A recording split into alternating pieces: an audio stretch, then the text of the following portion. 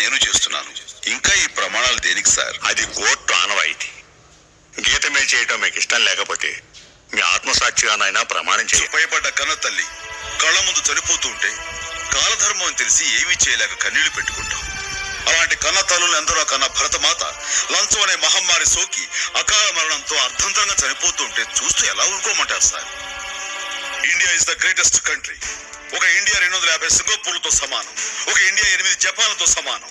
India జనాభా 102 కోట్లు. America జనాభా 28 కోట్లు. 28 కోట్లలో ఒక బిల్ గేట్స్ పుడితే 102 కోట్లలో ఎంతమంది పుట్టాలి? కానీ ఒక్కడు కూడా పుట్టలేదు. కారణం, మన దేశంలో సైంటిస్టులు చేసే ప్రయోగాలు వెలుగు చూడాలంటే లంచం. మేధావుల మేధస్సు మన దేశానికి ఉపయోగపడాలంటే లంచం. అందుకే సార్ భవిష్యత్ బిల్ గేట్స్ మన దేశం వదిలి పరాయి దేశాలకు వలస పోతున్నారు, అక్కడ రాణిస్తున్నారు. చెప్పులు కుట్టుకునే అబ్రహం లింకన్ అమెరికా అధ్యక్షుడు అయ్యాడు.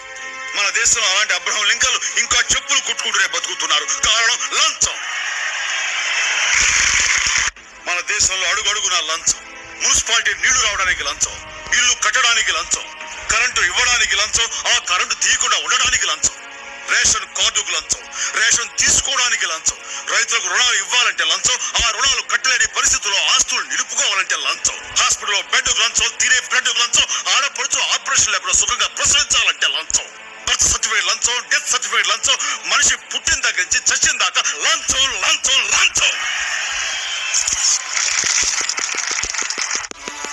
అగ్గి పెట్టెల దగ్గర నుంచి రైలు పెట్టెల దాకా అవినీతి నడుస్తూ ఉంటే బతుకు రైలు ఏ పట్టాల మీద నడపాలి సార్? రిక్షా వాడికి భయం పోలీస్ అంటే, పగటి పూట లైట్ లేదని కేసు పెడతాడేమోనని. లారీ డ్రైవర్ కు భయం ఆర్టీఓ అంటే, పర్మిట్ ఉన్నా లేదని లారీని రోడ్డు మీద అడ్డంగా నిలిపేస్తాడేమోనని. రిటైర్ అయిన వాడికి భయం పెన్షన్ తీసుకోవాలంటే నువ్వు బతికే ఉన్నావున్న సర్టిఫికేట్ అడుగుతాడేమోనని.